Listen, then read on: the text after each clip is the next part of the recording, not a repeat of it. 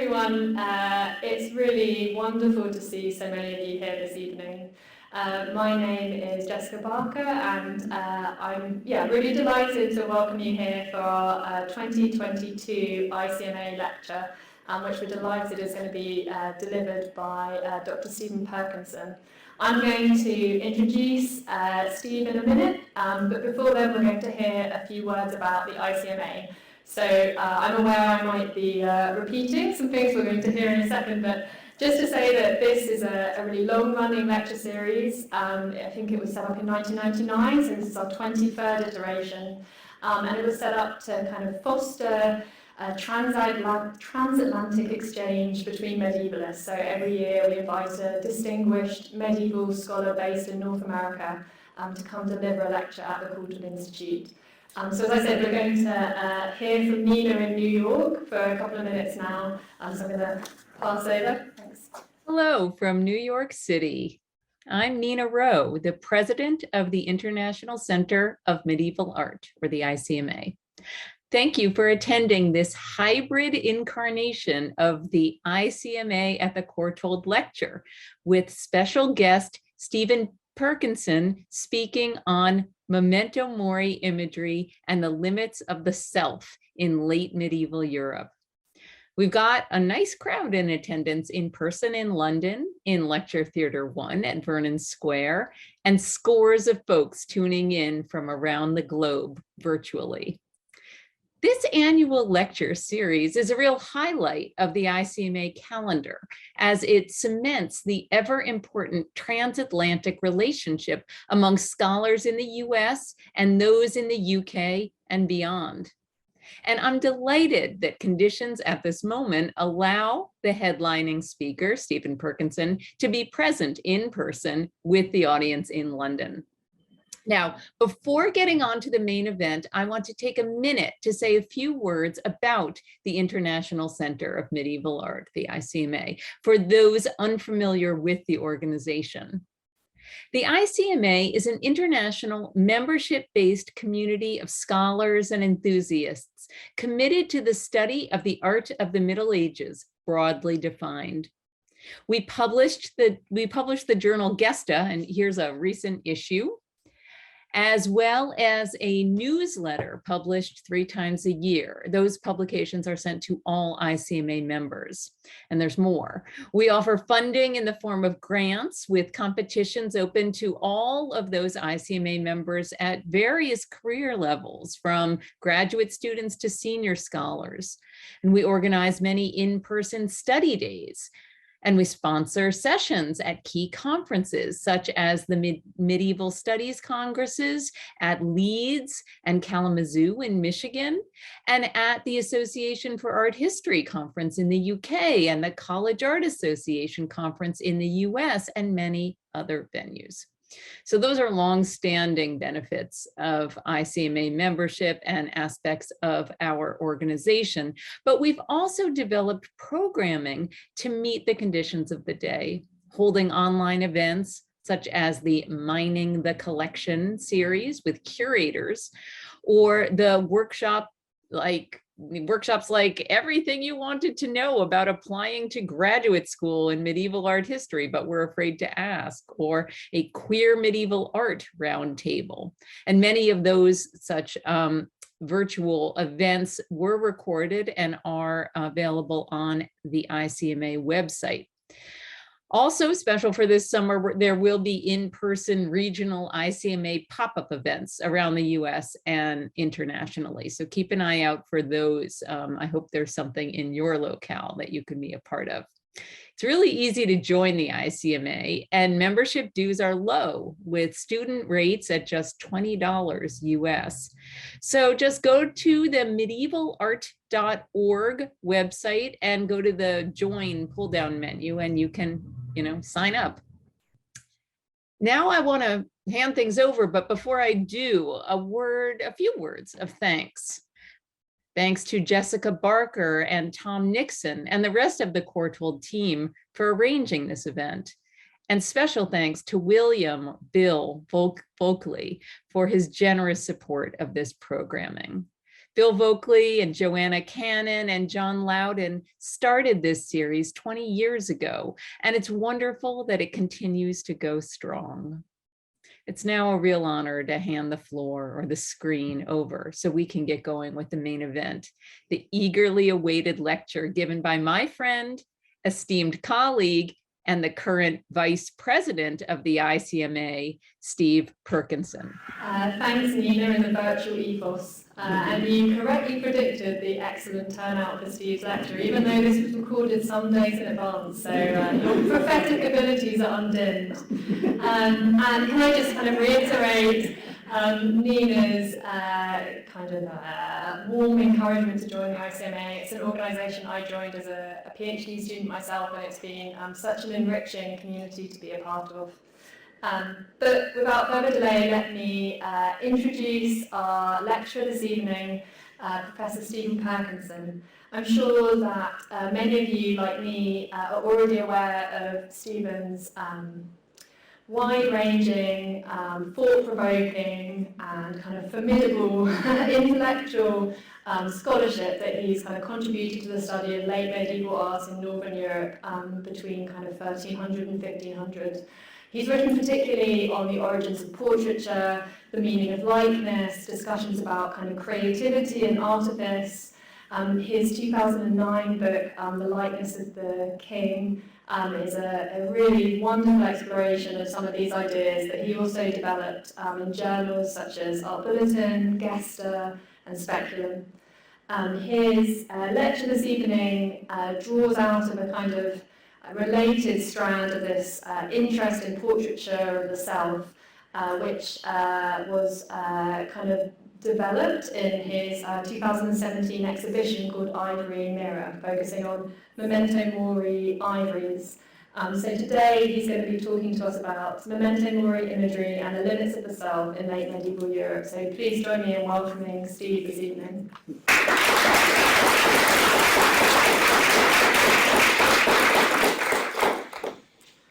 Great. Well, thank you all so much for coming out. It's wonderful to be doing an in-person event again. Thank you in particular to Jessica for the invitation and just the incredibly warm welcome. And thank you as well to Sophia and Acacia. I don't know if Acacia's here, and Tom and everybody else at the Court Hall that has been so helpful in helping this get set up and running. And this seems like a small miracle in many ways. So I want to also just begin this evening by acknowledging that the material that I'm going to be talking about, this is material that I've been working on for over a decade at this point. These are obviously objects that are designed to remind the viewer of their own mortality, right? Of the fragility of life, of the ways in which the body will fail us in the end, of the inevitability of decay and loss. And now I think it's fair to say that these concepts, which never were entirely easy to spend a lot of time sort of living within, land differently today in the wake of a global pandemic than they did. And I want to mark that. I want to make that clear that I'm aware of that and understand that this is challenging material that continues to evolve. Returning to the sort of calmer harbors of academic concerns, I want to note that the material that I'll be examining today sits rather uneasily at the border between the periods commonly described as the Middle Ages and the Renaissance. The objects that I'll discuss were largely created in the late 15th and early 16th centuries, but they draw upon themes that are routinely understood as medieval, most notably the theme of the macabre. In the popular imagination, the later medieval fascination with macabre imagery has often been seen as an offshoot of a mass mortality event, the global plague pandemic that beset much of the world and that arrived in Europe in the mid-14th century. The problem with that account, of course, is that macabre imagery significantly predates the onset of the plague in Europe, and you see here one example of that theme created just a few years prior to the outbreak of the plague in England. Recent scholarship on the late medieval visual culture of death, and here I'm thinking, for instance, of the truly outstanding work of Jessica Barker, among others. Recent scholarship has framed these interests in a broader network of concerns about the body, identity, fragmentation, decay, and persistence. Notably, these interests can be perceived in works from time periods that sit on either side of the presumed medieval Renaissance divide, troubling the taxonomies of periodization developed by modern scholars. This is, to me, in fact, one of the things that makes this material so fascinating and so important today as we consider and reconsider the parameters of medieval art. So with that said, I'll begin in the very medieval year of 1538. In that year, two brothers, Melchior and Gaspard Trexel, who ran a publishing enterprise in the eastern French city of Lyon, produced this book. They titled it Les Simulacres et Histories Fasses de la Mort. The volume contained a series of images designed by Hans Holbein. We know this series today as Holbein's Dance of Death. Working closely with the block carver Hans Lutzelberger, Holbein had originally designed these images in the 1520s while residing in Basel, probably in response to a commission from the Trexels. When the Trexels finally published the images in 1538, they added several additional texts to Holbein's images, including a dedicatory preface, a pair of brief tracts on mortality, and short verses and quotes from the Bible and other accompanying bits of poetry to accompany the individual images. The longer texts were probably written by Jean de Vauzel, a humanist cleric active in Lyon. In what the volume identifies as its dedicatory epistle on the faces of death, Vauzel addressed his reader directly.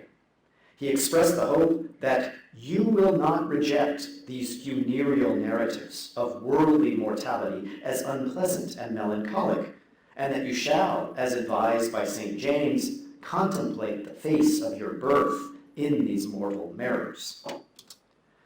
The Trexel brothers and Vauzel thus presented the images and texts as dense simulacra, a term that has been deftly explored by, among others, Asaf Pincus in his studies of medieval concepts of portraiture and likeness.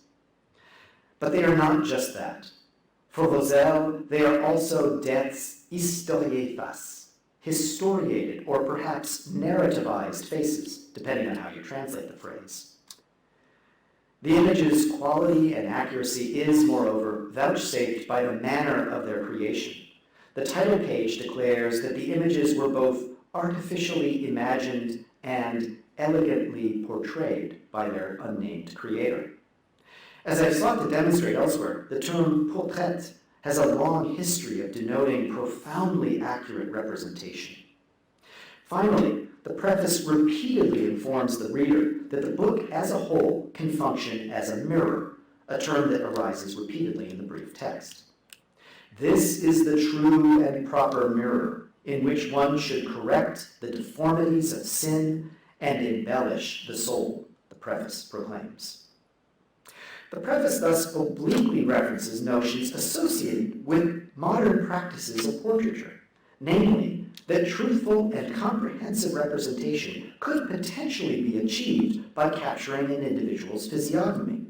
This meant in particular the face, but other aspects of individual embodiment could also register identity, including gesture, clothing, speech, as well as numbers that could be associated with an individual's physical existence. Late medieval and early modern artists relentlessly pursued this goal of achieving such perfect representation, although the instability of identity would render that goal elusive. The obsessiveness of their quest can be seen in the works they produced, like this image, produced by Hans Holbein a few years after he designed his Dance of Death series. In it, the artist used multiple means of representing the individual. He recorded the topography of the sitter's face with its lightly stubbled chin and its upper lip, his clothing, a ring with his family coat of arms, and a quotation from a classical author on a scrap of paper. It may have been a personal motto. Holbein, moreover, recorded the date of the painting, 1532, and the age of the sitter at the time that the portrait was painted, 29, a common practice in portraits of the time, implicitly recognizing the contingency of such representations. What I want to stress here is that we must understand the development of these representational techniques as working in lockstep with the interest in macabre imagery. And here I'm recalling a comment by Hans Belting, who once wrote that it is no accident that the skull as a pictorial motif appears simultaneously with the modern portrait. They are true counterparts, one of the other. As we've seen, the preface to the 1538 edition of Holbein's Dance of Death refers to the images as mirrors. In doing so, the authors are also drawing, of course, on the widespread late medieval practice of applying the label speculum to texts that we might today categorize as belonging to the self-improvement genre. But the individuals behind the publication of Holbein's simulacra were also referencing a more immediate set of sources as well, texts that describe meditations on mortality as mirrors of conduct. For instance, the first printed version of the series of images we know today as the Dance of Death, in fact, bore a title page announcing the book as the Mirror of Salvation for All People of All Classes. The preface of the wildly popular Ars Moriendi, or the Art of Dying, which appeared in manuscript and print throughout the 15th century, described its contents in similar terms. Quote, "Since the words and pictures correspond to each other, readers have a mirror, as it were, in which they may see the past and future as clearly as the present."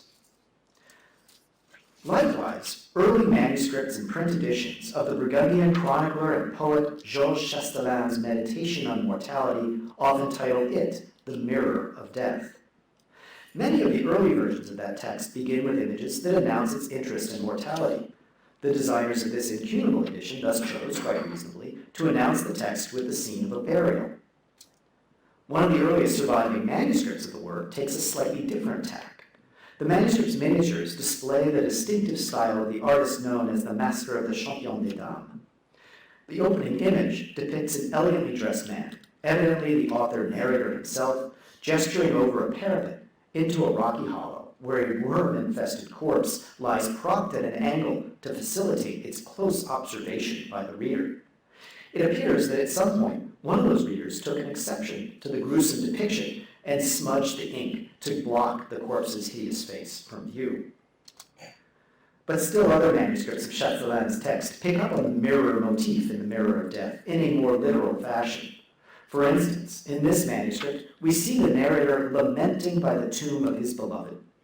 Oddly, a large convex mirror has been mounted on a cross behind the tomb.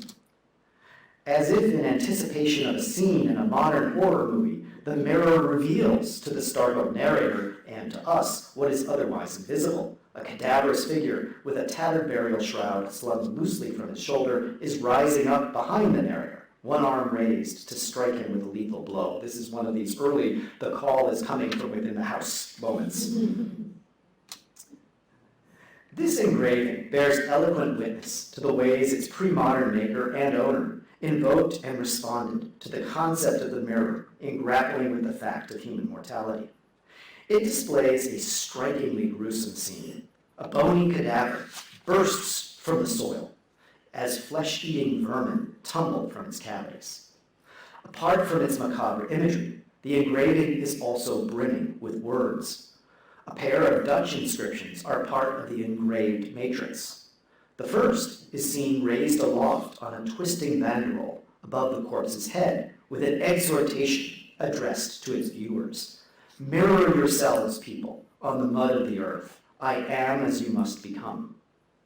A second Dutch phrase, this one a mirthless rhyme, appears on a horizontal panel, also painted by hand in red, at the bottom of the image. "Fear the Lord and honor him, the day of dying is fast approaching." The object also features a group of inscriptions that were written by hand at an early, and perhaps the original owner of the piece. These inscriptions were added to the image at a time when the print was pasted down inside of a book, as evidenced by the fact that one of them trails off the paper on which the print itself is impressed and onto a backing sheet, a remnant of which is now retained as a stub. These inscriptions are in Latin and are marked in a casual yet graceful humanist script. At the top of the print is a simple admonition, cogita mori. At the bottom of the sheet, a longer inscription ruminates on the ways that the desires and pleasures of the body can fail or mislead us. It begins with a rapid-fire list of the parts, organs, and apertures associated with corporeal appetites. Mouths, a head, nostrils, eyes, and arms, a stomach. As it continues, it urges us to renounce their temptations. Look how filthy is the fate they shall give you. Finally, a third inscription runs vertically along the right edge of the image. This one betrays the writer's highly learned background. It quotes an epigram from the ancient poet Martial, sternly imploring the reader to recognize that, quote, God himself commands that you remind yourself of death, unquote.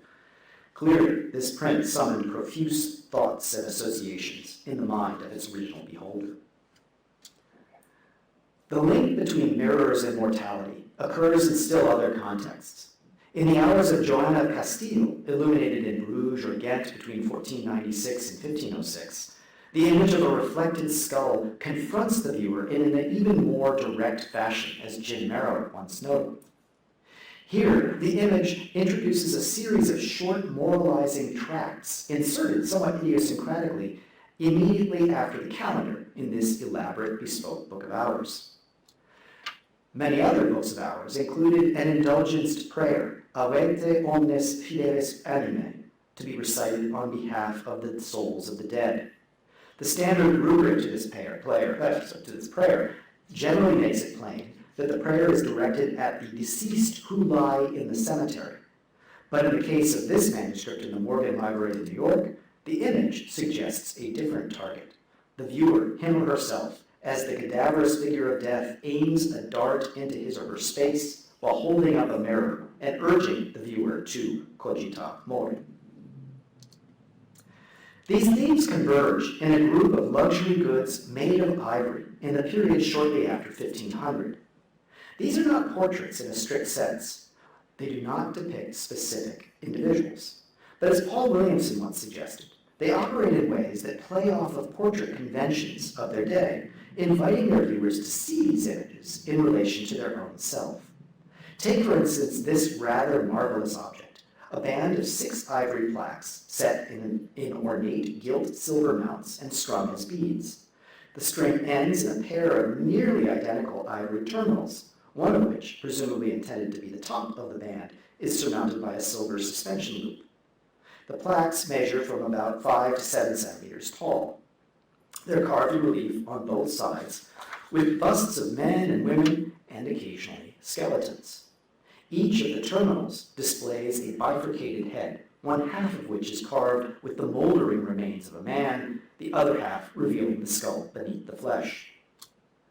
The plaques in New York are closely related by style and iconography to a number of other pieces that survive individually in collections in North America and Europe. To cite but one example by way of illustration, the bearded man seen on one side of the piece on the right, today in Cologne, is nearly the identical twin to a figure on one of the New York plaques. The images on the reverses, however, are not identical. The reverse of that particular New York plaque displays an elaborately coiffed young woman, while the reverse of the Cologne plaque displays a skeleton. That skeleton is, in turn, nearly identical to one appearing on one side of another of the plaques in New York. Clearly, therefore, the plaques in New York were serial productions, produced in what must have been considerable numbers from workshop patterns. The models were, as we've seen, closely followed in carving the individual figures, but there was no necessary correlation between the figures on the two opposite sides of any given plaque. It appears simply that they were more or less random assortments of elegantly dressed young men or young middle-aged women, as with skeletons appearing haphazardly among them. But what were these things? How are they used? All of them, the individual plaques in the group in New York, are pierced for suspension, suggesting that they were intended to be assembled as the ones in New York currently are. This has led scholars to occasionally categorize them as rosaries.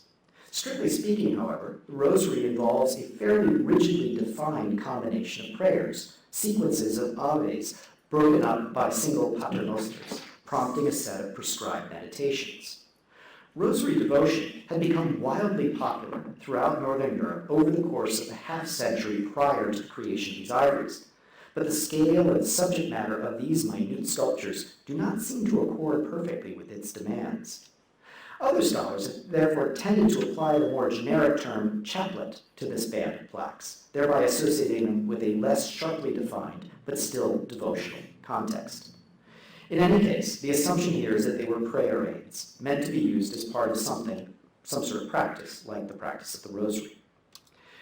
There are, however, reasons to be cautious about these assumptions.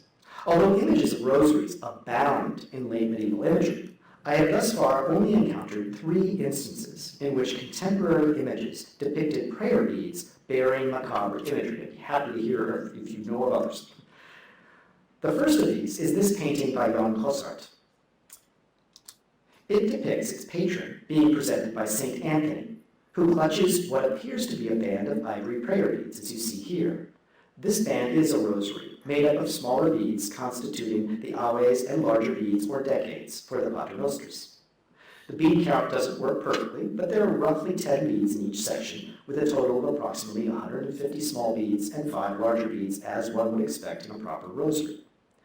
A closer look reveals that while the aves are plain, the decades are carved into skulls, which you just make out here. Farther afield, and somewhat later, we find this terracotta figurine by Santi Buglioni, depicting Saint Bernardino of Siena wearing a band of jet black prayer beads with what appears to be an ivory skull hanging from one end. As with Gossart's Saint Anthony, Bernardino's supremely ascetic character is denoted by prayer beads, adopting a distinctly anti-luxury theme.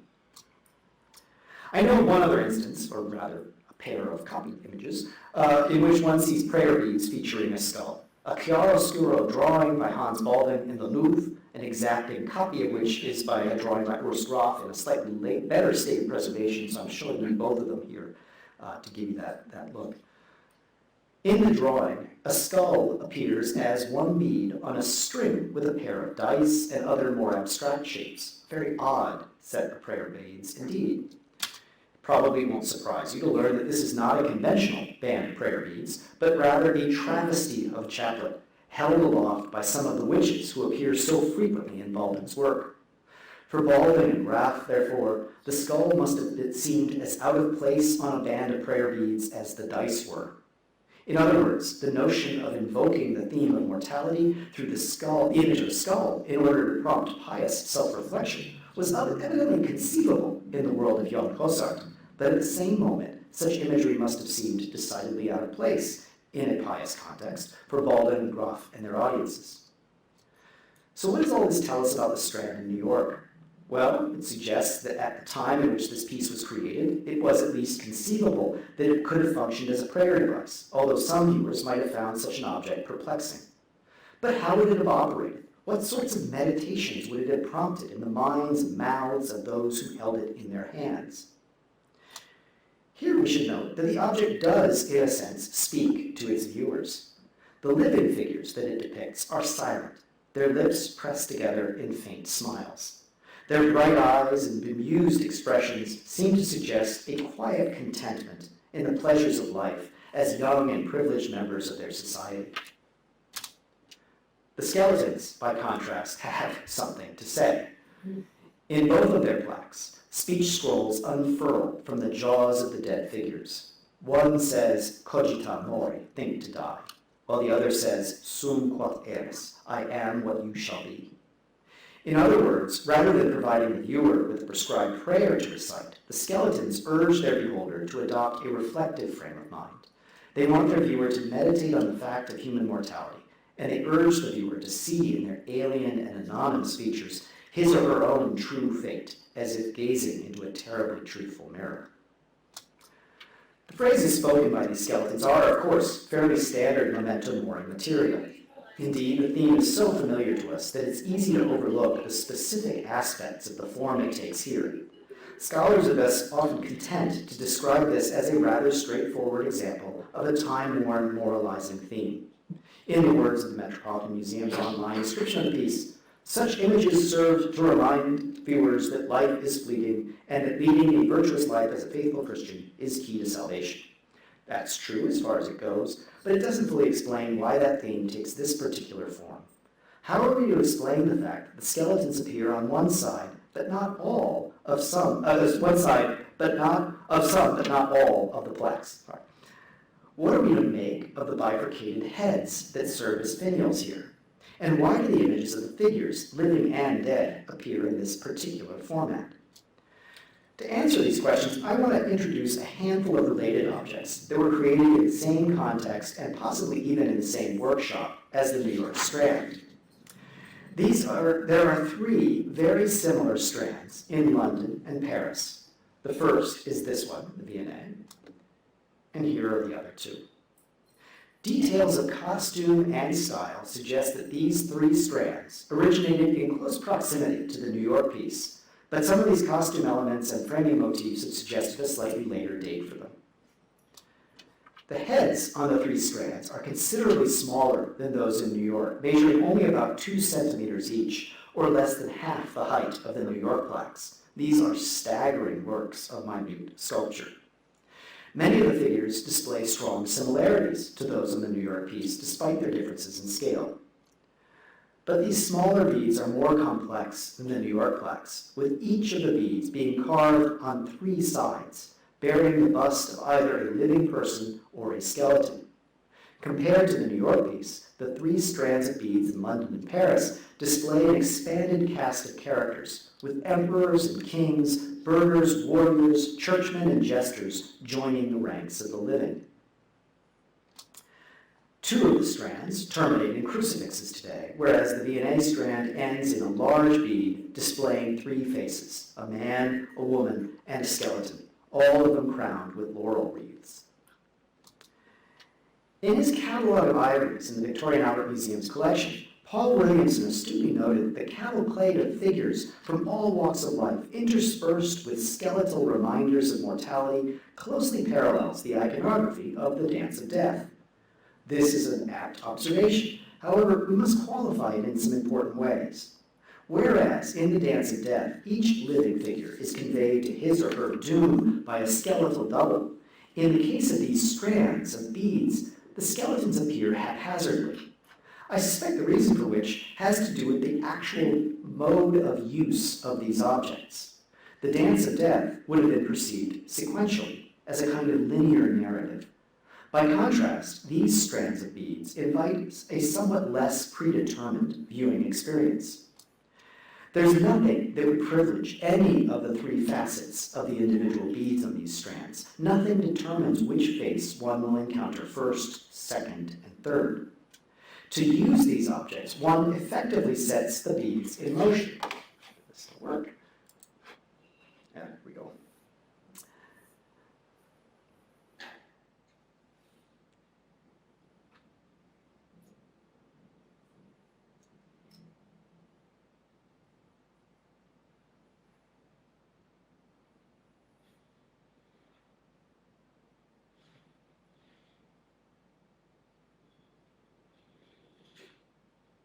Eek. Sometimes this leads the viewer from one happily vibrant figure to another, but in other instances, death suddenly appears.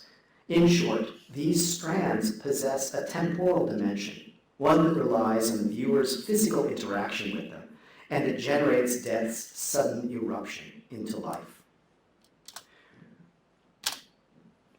With its randomly appearing skeletons, the New York Strand must have operated in much the same way. Once it was activated by the hands of its beholders, this piece thus enacted one of the central anxieties of late medieval society, the fear of sudden death.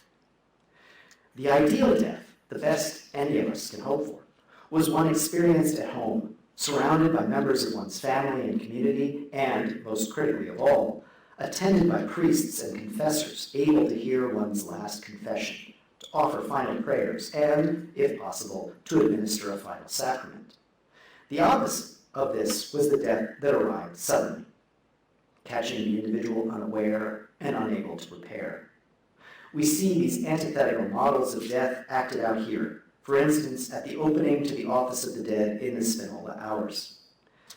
In the primary miniature, a man expires at home in his lavishly appointed bedchamber, surrounded by members of his household, a prayerful crowd of monks from multiple monastic orders, just making sure he's covering all his bases, a crucifix and other implements of his faith. The lower margin provides a sharp contrast. A skeletal figure clad in a billowing burial shroud springs forward to catch a young rider unaware, spearing him from behind. The young man's horse collapses beneath him, and he turns too late to see his attacker while his companions flee in panic. They, however, will evidently live to see another day and can perhaps draw a lesson from the grim event they have seen unfold before their eyes. In much the same way, the viewers of the ivory beads may have been led to understand that death can strike any of us at any time. This interest in temporality extends to the bifurcated heads at the end of the New York Strand. As the reader rotates these finials, I don't have a video here, I'm sorry, in their hands, one sees a process of death and decay unfold in a kind of time-lapse fashion before your eyes. The process begins at the moment of each figure's demise. Numerous 15th and 16th century texts display a keen interest in identifying and codifying the visual symptoms of death. The visions of Stendhal, for instance, describe how the story's lead character undergoes a near-death experience that begins when he falls to the floor, seemingly dead. Quote, "All the signs of a dead man manifested themselves on him. His eyes rolled, his nose was pinched, his lips grew thin, his chin receded." The fleshy halves of the New York Strand's finials offer a similar catalog of the changes wrought on the human face by the end of life. The eye of the monk rolls up in his head, while the bearded man's eye rolls downward. In both cases, the lids partially cover the iris, signaling the termination of vision. The noses of the figures seem to pull inward toward the upper lip. The lips, in turn, seem to constrict inward as well, tightly pulling the mouth agape and exposing the teeth. The skin of both figures seems to be stretched taut, with veins bulging outward at the temple and cheek. But are those veins? The undulating curve of what at first seems to be a vein on the cheek of the monk is echoed by a similarly swerving shape that trails from the corner of his mouth.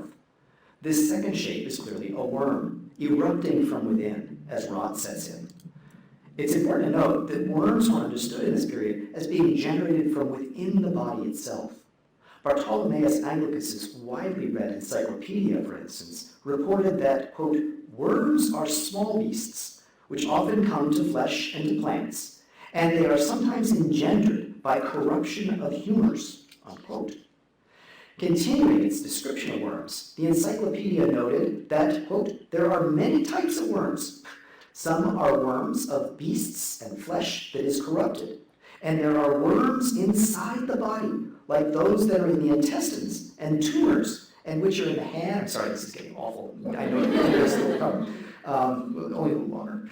That are the tumors which are in the hands and the lungs, and from the little eggs which are in the head, which are all engendered by the corruption that is in the body from within and without. Unquote. What we are seeing here then are the first signs of corruption run amok in the body. The worms emerging from within and beginning the transformation of face from living flesh to fleshless bone. With a turn of the finials, the worms finish their work, leaving only clean, bare bone behind. A group of standalone ivory beads or pendants from a closely related workshop reveals a similar interest in the process of decomposition. And I should note here that these are pieces that Catherine Baker and I have assigned to the shop of Shikap Bayi, an ivory carver whose post-mortem inventory Dr. Baker unveiled brilliantly in a conference here at the Courtauld, or actually, there at the Courtauld, in 2014.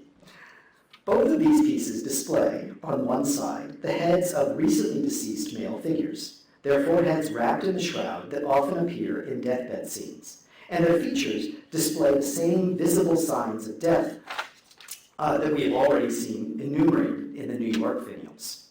Turning the pieces over reveals skeletal busts, with vermin evidently finishing their work of stripping the body of flesh and sinew. Here, however, the assemblage of slithering creatures has been expanded to include segmented worms, salamanders, and frogs.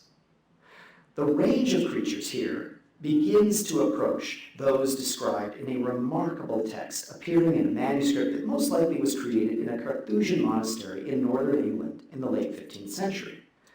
This text, which will be familiar to many of us, calls itself a disputation between the body and worms, and recounts in gruesome detail a conversation miraculously overheard by a pilgrim between a deceased noblewoman and the creatures consuming her flesh in the grave.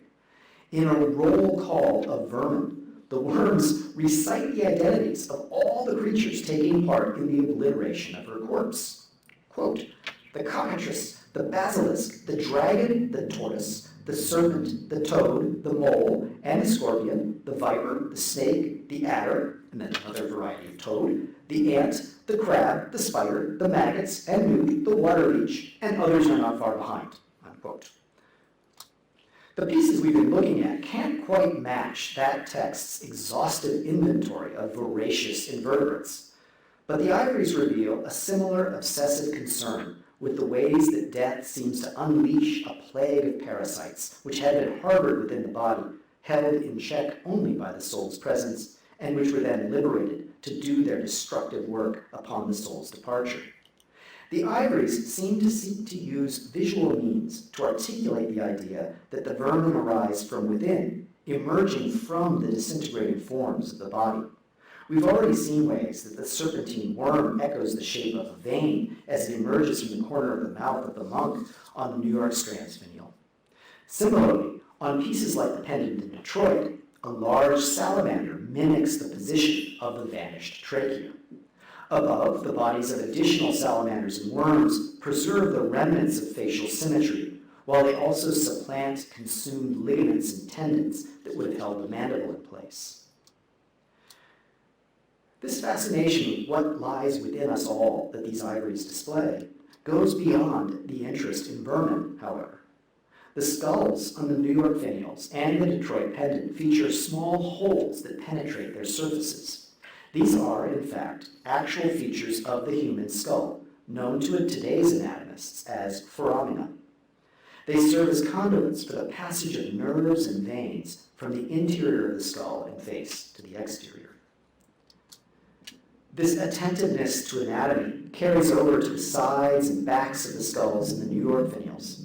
Each skull displays a network of jagged lines that traverse its surface.